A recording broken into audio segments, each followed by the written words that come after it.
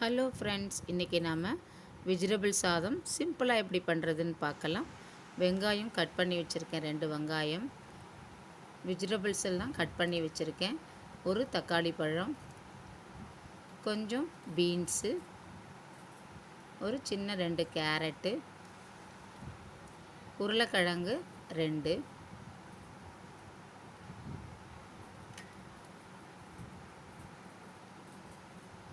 இந்த வெஜிடபிள்ஸ்க்கு தேவையான மசாலா சாமான் ரெடி பண்ணி வச்சுருக்கேன். நான் 1 டம்ளர் அரிசியை களைஞ்சி வச்சுருக்கேன். இப்போ நம்ம நல்லா பெரிய ஸ்பூனால் 1 ஸ்பூன் நம்ம நெய் விட்டுக்கலாம். நீங்கள் என்ன வேணாலும் விடலாம். இது நல்லா டேஸ்ட்டாக இருக்கும், அதனால நான் நெய் விட்டுருக்கேன். அந்த பூண்டு மசாலா சாமான்கள் எல்லாம் போட்டு நல்லா வதக்கிக்கலாம்.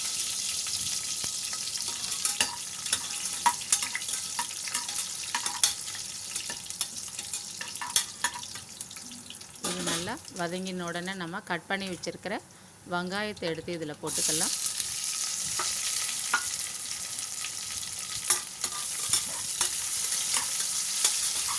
வெங்காயம் நல்லா வதங்கட்டும். நம்ம கொஞ்சம் சால்ட்டு போட்டுக்கலாம். நல்லா வெங்காயம் வதங்கும்.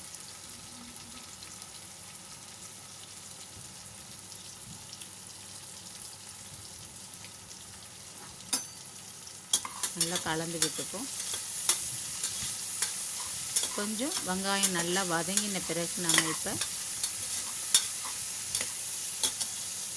இப்போ கொஞ்சம் மஞ்சத்தூள்,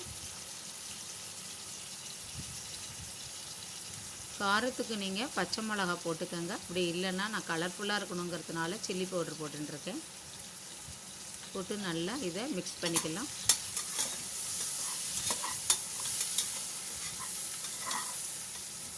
ஒரு 2 மினிட்ஸ் ஆன பிறகு நம்ம கட் பண்ணி வச்சுருக்கிற வெஜிடபிள்ஸ் இதில் எடுத்து போட்டு கலந்துக்கலாம்.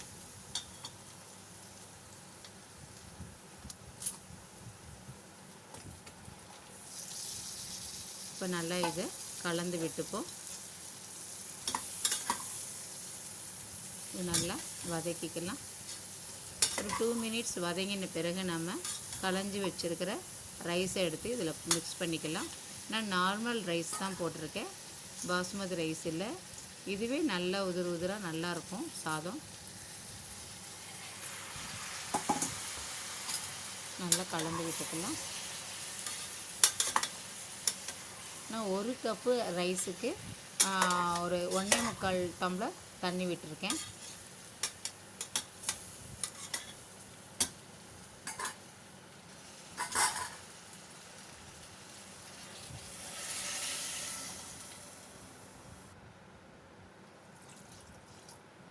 நல்லா இதை மிக்ஸ் பண்ணிக்கலாம். இப்போ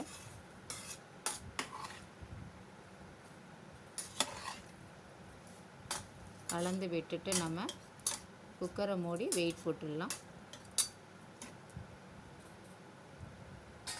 ஒரு 3 சவுண்டு வந்த உடனே இது மாதிரி நீங்கள் திறந்து பார்த்தீங்கன்னா சாதம் பாருங்கள் எவ்வளோ சூப்பராக இருக்குது பாருங்கள். கொஞ்சம் கருவேப்பிலை கொத்தமல்லி போட்டுக்கலாம்.